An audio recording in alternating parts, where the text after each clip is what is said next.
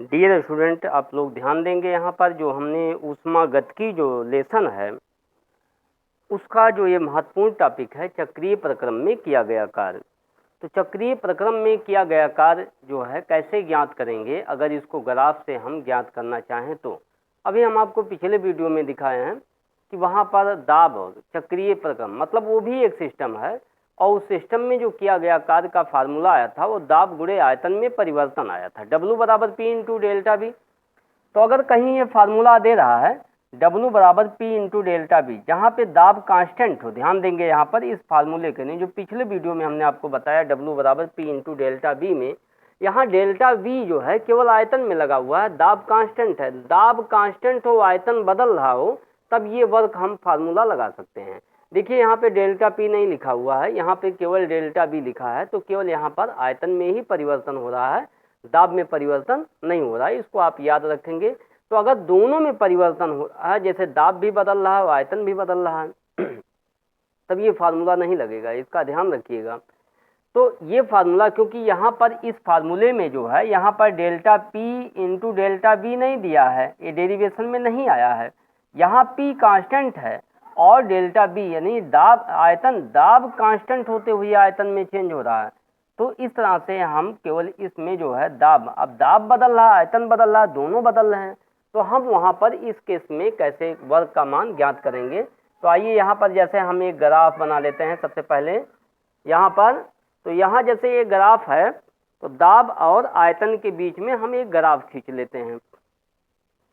तो सबसे पहले यहाँ पर हम दाब और आयतन के बीच में एक ग्राफ खींच लेते हैं। तो जैसे ग्राफ कैसे खींचा जाता है जो आप लोग पढ़े हैं, कार्तीय तल। तो कार्तीय तल आपको मैथ में हाई स्कूल में बताया गया होगा, इसमें x और y अक्ष खींचना रहता है, ये x अक्ष होता है, ये y अक्ष होता है। अब इसी में हम एक को दाब कहेंगे, तो ये वाली लाइन आपकी जो बनेगी ये दाब हो गया, मान लेते हैं ये सपोज दैट दाब, और ये क्या हो जाएगा, ये आयतन हो जाएगा यहाँ पर, ठीक है। अब हमको यहाँ पर ग्राफ खींचना है, तो ग्राफ बनाने के लिए जैसे आप देखिए यहाँ पर मान लेते हैं जैसे कोई सिलेंडर है, अगर इसी पोजीशन को हम यहाँ पे डिनोट करें तो यहाँ पे जैसे मान लेते हैं एक पिस्टन लगा हुआ है, यहाँ पर ये पिस्टन लगा है, तो इस पर एक दाब पड़ रहा है इस पिस्टन पर। अगर मान लेते हैं वायुमंडलीय दाब P है यहाँ से, या P दाब से ये दबाया गया, तो इसका आयतन जो है कुछ बदल कर यहाँ पर अवस्था B में चला आया, ठीक है। ये मान लेते हैं अवस्था A है और अवस्था B यहाँ पे चला आया, ठीक है। तो हम पहले यहाँ पर इस अवस्था A को हम यहाँ पर दिखा रहे हैं, ध्यान दीजिए यहाँ पर अवस्था A को हम यहाँ पर दिखा दे रहे हैं। तो यहाँ पर ये अवस्था A है, ठीक, ओके। तो अवस्था A से जब इस पे दाब का मान बढ़ाया गया, ओके, तो दाब का मान बढ़ाया गया तो यहाँ पर इसका क्या होगा, आयतन घटेगा। तो जब दाब हम देखिए इसी सिलेंडर में ही देखिए, इसके सिलेंडर के अनुप्रस्थ काट का क्षेत्रफल A है, अगर दाब आप बढ़ाते हैं तो इसका आयतन घटेगा और दाब अगर घटाएंगे तो आयतन बढ़ेगा। तो यहाँ P प्रोपोर्शनल जो है 1/V होता है, ठीक है। तो जब आप यहाँ जैसे देखिए, या इसको हम लिख सकते हैं B प्रोपोर्शनल 1/P, जहाँ दाब बढ़ाएंगे वहाँ आयतन घटेगा और दाब जब घटेगा तो वहाँ पे आयतन बढ़ जाएगा। बिल्कुल सेम कंडीशन ऐसे है, इसको आप ज़्यादा ये नहीं है कि इसको आप देख के ही समझ सकते हैं। यहाँ जैसे आप साइकिल में यानी जो वो होता है क्या कहते हैं, साइकिल के पंप, जो पंप से हम जो साइकिल के ट्यूब में हवा भरते हैं, वो पंप जो होता है वहाँ पर जिसको हम पंप कहते हैं वो सिलेंडर होता है, वो उसमें जिसको हम खींचते हैं वो पिस्टन है। उसी को आप दिमाग में बैठा लीजिए कि वो उसी का प्रयोग हम कर रहे हैं। तो यहाँ पर जब हम इसको दबाते हैं तो इसका आयतन घटेगा और फिर जब ऊपर की तरफ ही नहीं, जब इसको हम दाब हटा देते हैं, जब छोड़ते हैं तो इसका दाब घटेगा, तो ये आयतन क्या होने लगता है, बढ़ता है। तो हम यहाँ कुल निष्कर्ष क्या निकला कि दाब बढ़ाने पे आयतन घटता है और दाब हटाने पर आयतन बढ़ता है। तो यहाँ जैसे देखिए अब यहाँ क्या हो रहा है, अब जैसे मान लेते हैं यहाँ पर, अगर यहाँ पर एक वस्तु, चलिए यहाँ पर मान लेते हैं वस्तु A है, ओके, A पोजीशन हम यहाँ मान लेते हैं। अब A से इसको दबाया गया, तो दबाया गया तो पोजीशन किस में लाया गया, पोजीशन B में लाया गया, ओके। ये पोजीशन क्या हो गया, पोजीशन B हो गया। तो ये पोजीशन B में चलाया, ये मार्ग क्या हम नाम दे देते हैं ABC, यानी ACB नाम दे देते हैं इसका। अब ध्यान दीजिए यहाँ से, अब इसको A से B तक दबाया गया। अब यहाँ पर आयतन कुछ है, अगर मान लेते हैं जैसे B1 है और यहाँ पे आयतन आपका कितना मान लेते हैं, यहाँ पे आयतन है B2, ओके। यहाँ पे आयतन B1 है, यहाँ पे आयतन B2 हो गया। ये आयतन वाली लाइन है। अब यहाँ पे दाब क्या है, तो यहाँ पर दाब जो है आप चाहे P1 मान सकते हैं, PA मान सकते हैं यहाँ पर, और यहाँ पे दाब कुछ और होगा यहाँ पर, ठीक है। तो अब दाब यहाँ जैसे P1 है, दाब यहाँ पर P2 है, तो A से किस में चलाया, B में चलाया, ठीक, ओके। अब चूंकि यहाँ पर जैसे हम ये देख रहे हैं, जब इसमें इसको हमने दाब हटाया, तो दाब जब यहाँ पे जैसे आप मान सकते हैं, यहाँ दाब जैसे P2 है, यहाँ पे दाब P1 था, तो जब दाब यहाँ पे P2 हमने कम किया, तो ये अपने क्या है, पूर्व अवस्था में लौटने लगा। तो ये पूर्व अवस्था में जब लौट के चला आया, कहाँ पे आ गया, अवस्था A में, ओके। तो जब ये अवस्था A में लौट आया, ये लौट आया यहाँ से, तो A से B, इसको जब हमने दबाया तो आयतन घट गया, और जैसे ही दाब हमने घटाया तो ये पोजीशन दाब P1 प्रारंभिक पोजीशन में जाएगा, आयतन बढ़ जाएगा इसमें, फिर तो ये पोजीशन है। मार्ग यहाँ पर क्या हो गया, यहाँ इसके दो मार्ग बन गए, एक जो है BCA और एक जो है मार्ग बन गया B, और इसको कोई नाम दे देते हैं यहाँ पर, कोई नाम दे देते हैं यहाँ पर D, ओके। यहाँ पर एक नाम दे देते हैं BDA मार्ग, ओके। यहाँ तो कौन सा नाम दे देते हैं, BDA मार्ग। तो इसे क्या कहा जाता है, इसे चक्रीय प्रक्रम कहते हैं। तो जैसे देखिए बिंदु A पे था गैस, गैस को हम निकाय कहेंगे, तो यहाँ पर निकाय है। अब गैस में कोई भी गैस हो सकती है, लेकिन यहाँ पर निकाय नाम दिया जाएगा इसमें, निकाय यानी सिस्टम जिसको हम लोग कहते हैं। अब गैस के अंदर कोई मतलब ये सिलेंडर के अंदर कोई गैस भरी हुई है, तो इसे एक सिस्टम कहा जाएगा, सिस्टम मतलब निकाय गैस, अब कोई गैस है। तो यहाँ पर जैसे A से जब इस पर हमने दाब लगाया तो अवस्था B में गया, और B से जैसे ही दाब हमने हटाया पोजीशन A में चला आया। जैसे ये सिलेंडर है तो सिलेंडर को हमने दबाया तो ये दबकर आयतन घट गया यहाँ पर, और जैसे इसको हमने हटाया ये अपनी प्रारंभिक अवस्था में लौट आएगा, ओके। तो यहाँ पर हम ये देख रहे हैं, तो किया गया कार्य कैसे ज्ञात करेंगे यहाँ पर, तो देखिए यहाँ पर जैसे किया गया कार्य दाब आयतन, तो दाब और आयतन को अगर हम गुणा कर देते हैं, देखिए यहाँ पर अगर दाब और आयतन को अगर हम गुणा कर देते हैं तो क्या बनता है, दाब का मात्रक होता है न्यूटन, न्यूटन होता है न्यूटन बटे मीटर स्क्वायर, और आयतन का मात्रक होता है मीटर क्यूब होता है, ठीक है। या इसको लिखें मीटर स्क्वायर यहाँ पर, तो मीटर स्क्वायर से मीटर स्क्वायर कैंसिल हो जाएगा, तो न्यूटन इंटू मीटर भी लिख सकते हैं इसमें।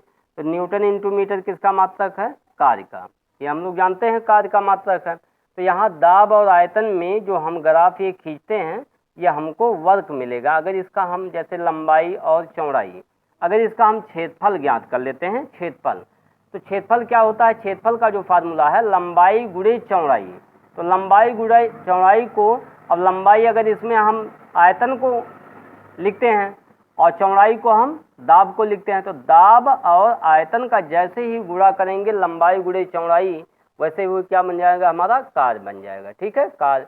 तो प्रक्रम यहाँ पर जैसे निकाय यानी A से B, तो यहाँ A से B पर यानी जब आयतन घटा, तो आयतन घटा तो आपने वर्ग किस पे किए हैं, तो गैस को आप दबाए हैं, तो कार्य किस पे हुआ, निकाय पर, ठीक है। यहाँ पर लिखेंगे प्रक्रम A से B के लिए लिखते हैं, प्रक्रम A से B के लिए, A से किसके लिए, B से, या A से B के लिए, ऐसे भी आप लिख सकते हैं। A से B के लिए किया गया कार्य, तो किया गया कार्य यहाँ पर क्या हो जाएगा, किया गया कार्य W, तो घिरे क्षेत्रफल, तो घिरे क्षेत्रफल कितना हो जाएगा यहाँ पर, तो जो घिरा क्षेत्रफल है, ध्यान दीजिए यहाँ पर, तो ये घिरा क्षेत्रफल आपका यहाँ से हो जाएगा, इसको अगर हम नाम दे देते हैं यहाँ पर, जैसे ऊपर वाले पॉइंट को B डैश, और यहाँ पर ये आपका आयतन यहाँ पे B1 शो कर रहा है, यहाँ पे जो आयतन है वो क्या शो कर रहा है, B1 यहाँ पर, लेकिन इस पॉइंट को हम जो यहाँ पे क्रॉस किया है ये पॉइंट, इसको A डैश नाम दे देते हैं।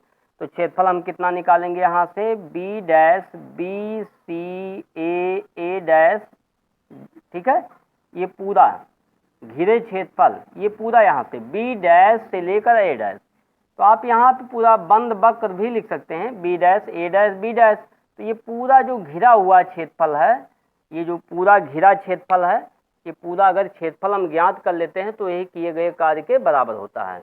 तो किए गए कार्य के लिए जो हम पूरा यहाँ से जैसे ए से बी तक ये आया, लेकिन यहाँ पे कार्य किस पे हुआ, निकाय पर। तो निकाय पर, तो प्रक्रम ACB में निकाय पर, भाई यहाँ लिखेंगे निकाय पर किया गया कार्य, ठीक है। इसी प्रकार से अब जब ये इसका आयतन बढ़ रहा है तो ये जैसे आप हाथ हटा दिए, तो हाथ जैसे ही आप हटाएंगे इसका जो आयतन है वो फिर क्या होगा, बढ़ने लगेगा। अर्थात ये गैस जो है यानी जो निकाय है इसके अंदर, वो इस सिलेंडर यानी जो पिस्टन लगा हुआ उसको धक्का देगी, वो स्वयं कार्य करने लगती है। तो निकाय द्वारा, यहाँ पे क्या लिखना है, निकाय द्वारा, निकाय द्वारा किया गया कार्य, किया गया कार्य। तो यहाँ कार्य कितना हो जाएगा निकाय द्वारा, तो यहाँ पे W1 मान लेते हैं, यहाँ पर W2 मान लेते हैं। अब घिरा क्षेत्रफल यहाँ से इसके नीचे वाला भाग जो है पूरा ये बंद वक्र होता है। अब यहाँ से जो आप क्षेत्रफल निकालेंगे तो अब यहाँ लिखेंगे ADB B', A', ओके।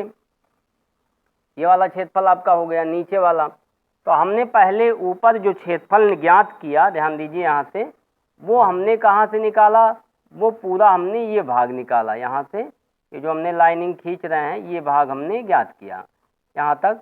अब जो नीचे यानी जो ADB के लिए जो हमने ज्ञात किया वो हमारा ये वाला भाग है, यहाँ से ये जो क्रॉस नीचे वाला है ये भाग ज्ञात किया।